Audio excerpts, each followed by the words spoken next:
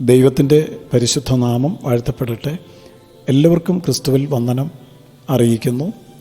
ദൈവവചനം നമ്മെ ഇപ്രകാരം പഠിപ്പിക്കുന്നു: ആകയാൽ ഈ സംഭവിപ്പാനുള്ള എല്ലാറ്റിൽ നിന്നും ഒഴിഞ്ഞു പോകാനും മനുഷ്യപുത്രൻ്റെ മുമ്പിൽ നിൽപ്പാൻ നിങ്ങൾ പ്രാപ്തരാകേണ്ടതിനും സദാകാലവും ഉണർന്നും പ്രാർത്ഥിച്ചും കൊണ്ടിരിപ്പിൻ. പ്രാർത്ഥനയ്ക്കുള്ള ഒരു ആഹ്വാനമാണ് ദൈവത്തിൻ്റെ പരിശുദ്ധാത്മാവ് നമുക്ക് നൽകിത്തരുന്നത്. ഇത് നമ്മുടെ കർത്താവായ യേശുക്രിസ്തുവിൻ്റെ കൽപ്പനയും കൂടിയാണ്. സദാകാലവും ഉണർന്നും പ്രാർത്ഥിച്ചും കൊണ്ടിരിപ്പിൻ എന്നാവശ്യപ്പെടുന്നു. എന്തിനു വേണ്ടിയാണ് പ്രാർത്ഥിക്കുവാൻ പറഞ്ഞിരിക്കുന്നത്? ഒന്ന്, ഈ സംഭവിപ്പാനുള്ള എല്ലാറ്റിൽ നിന്നും നാം ഒഴിഞ്ഞു പോകണം. ഒരുപാട് കാര്യങ്ങൾ സംഭവിക്കുവാൻ പോകുന്നു എന്ന് നമ്മുടെ കർത്താവ് മുന്നറിയിപ്പ് നൽകിയിരുന്നു. ലൂക്കോസിൻ്റെ സുവിശേഷം 21-ാം അധ്യായത്തിലാണ് ഈ ഭാഗങ്ങൾ രേഖപ്പെടുത്തിയിരിക്കുന്നത്.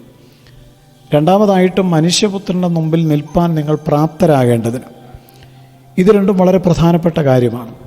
വാസ്തവത്തിൽ ഇന്നത്തെ പലരുടെയും പ്രാർത്ഥനകൾ ഇതുമായിട്ടൊന്നും യാതൊരു ബന്ധവുമില്ലാത്തതാണ്. ഓരോരുത്തരും അവരുടെ സ്വകാര്യ വേദനകളും ഹൃദയത്തിൻ്റെ നൊമ്പരങ്ങളും കടഭാരങ്ങളും രോഗങ്ങളും ഒക്കെ സമർപ്പിച്ചാണ് പലപ്പോഴും പ്രാർത്ഥിക്കാറുള്ളത്. മനുഷ്യർക്ക് മോഹങ്ങൾ തീരുന്നില്ല. മോഹങ്ങൾ ജനിക്കുമാറ് ജഡത്തിനായി ചിന്തിക്കരുത് എന്നൊക്കെ ദൈവത്തിൻ്റെ വചനത്തിലുണ്ടെങ്കിൽ പോലും എത്ര കിട്ടിയിട്ടും തൃപ്തി വരാത്ത മനസ്സുമായിട്ടാണ് മനുഷ്യൻ ജീവിക്കുന്നത്. അതുകൊണ്ട് പ്രാർത്ഥനാ വിഷയങ്ങൾ ലോകത്തെയും ഭൗതിക കാര്യങ്ങളെയും ചുറ്റിപ്പറ്റിയുള്ളതായി മാറിയിരിക്കുകയാണ്. എന്നാൽ നാം യഥാർത്ഥമായിട്ട് ഈ ദിവസങ്ങളിൽ പ്രാർത്ഥിക്കേണ്ടത് ഈ രണ്ട് കാര്യങ്ങൾക്ക് വേണ്ടിയാണ്. അതിൽ പ്രധാനപ്പെട്ടത് മനുഷ്യപുത്രൻ്റെ മുമ്പിൽ നിൽപ്പാൻ നമ്മൾ പ്രാപ്തരാകേണ്ടതിന് വേണ്ടിയാണ്. രണ്ടാമത് പറഞ്ഞിരിക്കുന്നത് സംഭവിപ്പാനുള്ള പലതിൽ നിന്ന് നാം ഒഴിഞ്ഞു പോകണം. എന്തൊക്കെയാണ് സംഭവിക്കുവാനുള്ളത്? യുദ്ധങ്ങൾ, കലഹങ്ങൾ, ക്ഷാമം, ഭൂകമ്പം, മഹാവ്യാധികൾ, ഭയങ്കരമായ കാഴ്ചകൾ, ആകാശത്ത് മഹാലക്ഷ്യങ്ങൾ, മതപീഡ, ഉപദ്രവങ്ങൾ, തടവ്, വിസ്താരം, തർജ്ജനം, അമ്മയപ്പന്മാരും സഹോദരന്മാരും ചാർച്ചക്കാരും ചങ്ങാതികളും ഒറ്റിക്കൊടുക്കുന്ന അനുഭവങ്ങൾ, സൂര്യനിലും ചന്ദ്രനിലും നക്ഷത്രങ്ങളിലും കാണുന്ന ലക്ഷ്യങ്ങൾ, കടലിൻ്റെയും ഓളത്തിൻ്റെയും മുഴക്കം, ഇങ്ങനെ പലരും നിർജീവരായിത്തീരുന്ന ഒരുപാട് സംഭവങ്ങൾ. ഇതിൽ നിന്നെല്ലാം ഒഴിഞ്ഞിരിക്കേണ്ടതിന് പ്രാർത്ഥിക്കുവാൻ ദൈവത്തിൻ്റെ ആത്മാവ് നമ്മെ ഓർപ്പിക്കുകയാണ്. മനുഷ്യപുത്രൻ്റെ മുമ്പിൽ നിൽക്കുന്നത് അത്ര എളുപ്പമുള്ള കാര്യമല്ല. കർത്താവുമായി നാം ഒരു നല്ല ബന്ധത്തിൽ ജീവിച്ചാൽ നമുക്ക് ധൈര്യത്തോടെ കർത്താവിൻ്റെ മുമ്പിൽ നിൽപ്പാനായിട്ട് കഴിയും. അധർമ്മം പ്രവർത്തിക്കുന്ന ആർക്കും ഈ ഒരു ധൈര്യം ഉണ്ടാവുകയില്ല എന്നുള്ളതാണ് സത്യം.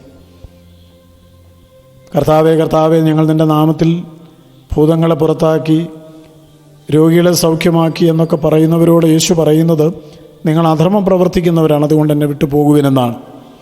അതായത് കർത്താവിൻ്റെ വചനം അനുസരിക്കാതെ ജീവിച്ചവർ, അവരുടെ ഇഷ്ടം പോലെ നടന്നവർ, ദൈവവചനത്തിൻ്റെ നിയമങ്ങൾ പാലിക്കുകയോ കർത്താവിൻ്റെ ഇഷ്ടം എന്ത് എന്ന് അന്വേഷിക്കുകയോ ചെയ്യാത്തവർ,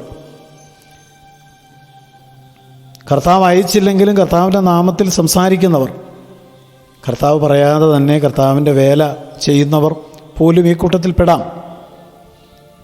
ഇങ്ങനെയുള്ള ഒരു വലിയ പ്രതിസന്ധിയിൽ ബൈബിൾ നമ്മെ ഓർപ്പിക്കുന്നു, ധൈര്യത്തോടുകൂടി നാം മനുഷ്യപുത്രൻ്റെ മുമ്പിൽ നിൽപ്പാൻ പ്രാപ്തരാകേണ്ടതിന് ഉണർന്നും പ്രാർത്ഥിച്ചു കൊണ്ടിരിക്കണം. ദൈവമുമ്പാകെ ശരിയാവണ്ണം പ്രാർത്ഥിക്കുന്നവർക്ക് മാത്രമേ അന്യോന്യം ദുഷിക്കാതെയും വിധിക്കാതെയും ജീവിക്കുവാൻ കഴിയുകയുള്ളൂ. സ്ഥാനമോഹങ്ങളും പദവികളും അവരെ പ്രലോഭിപ്പിക്കുമ്പോൾ പോലും ദൈവസന്നിധിയിൽ ശരിയാവണ്ണം പ്രാർത്ഥിക്കുന്നവർക്ക് അതിൽ നിന്ന് ഒഴിഞ്ഞിരിക്കുവാനായിട്ട് കഴിയും. ലോകവുമായിട്ടും പിശാചുമായിട്ടും യാതൊരു കോംപ്രമൈസും ചെയ്യാതെ അറിഞ്ഞ സത്യത്തിനു വേണ്ടി അവസാനം വരെ നിൽക്കുവാൻ കഴിയണമെങ്കിൽ തീർച്ചയായും നാം ദൈവത്തിൻ്റെ മുമ്പാകെ എക്കാലവും ഉണർന്നും പ്രാർത്ഥിച്ചു കൊണ്ടിരിക്കണം. അതുകൊണ്ട് നമ്മെ തന്നെ ദൈവത്തിൻ്റെ കരങ്ങളിൽ ഈ ദിവസങ്ങളിൽ നാം സമർപ്പിച്ചു കൊടുക്കേണ്ടത് വളരെ അത്യാവശ്യമാണ്. നാം ഒരുങ്ങേണ്ടത് വളരെ അത്യാവശ്യമാണ്. ഒരുക്കത്തിൻ്റെ ആവശ്യത്തെക്കുറിച്ച് ദൈവത്തിൻ്റെ പരിശുദ്ധാത്മാവ് നമ്മളെ ഇവിടെ ഓർപ്പിക്കുകയാണ്. കർത്താവിന് വേണ്ടി ഒരുക്കപ്പെട്ട ഒരു ജനം ലോകത്തിൻ്റെ പല ഭാഗങ്ങളിലായിട്ട് കർത്താവ് ഒരുക്കിക്കൊണ്ടിരിക്കുകയാണ്. നമ്മയും ആ നിലയിൽ ദൈവത്തിൻ്റെ പരിശുദ്ധാത്മാവ് നടത്തുവാൻ നമുക്ക് സമർപ്പിച്ചു കൊടുത്ത് പ്രാർത്ഥിക്കാം. യേശു വരുമ്പോൾ യേശുവിൻ്റെ വരവിൽ നാമും എടുക്കപ്പെടണം. അല്ല, നമ്മുടെ മരണം ആണ് ആദ്യം സംഭവിക്കുന്നതെങ്കിൽ വിട്ടുപിരിഞ്ഞാൽ ക്രിസ്തുവിനോടുകൂടെ നാം ആയിരിക്കണം. ഈ രണ്ട് കാര്യങ്ങളും എപ്പോഴും നമ്മുടെ ചിന്തയിലുണ്ടാവുകയും അതിനുവേണ്ടി ഒരുങ്ങി ജീവിക്കുവാൻ നമ്മെ സമർപ്പിക്കുകയും ചെയ്യാം. സ്വർഗീയ പിതാവേ, അങ്ങയുടെ വചനത്തിനായി ഞങ്ങൾ സ്തോത്രം ചെയ്യും. തിരുവചനം പോലെ ജീവിപ്പാൻ വചനം കേൾക്കുന്ന എല്ലാവർക്കും കൃപ കൊടുക്കണം. ക്രിസ്തുയേശുവിൻ്റെ നാമത്തിൽ തന്നെ ആമേൻ.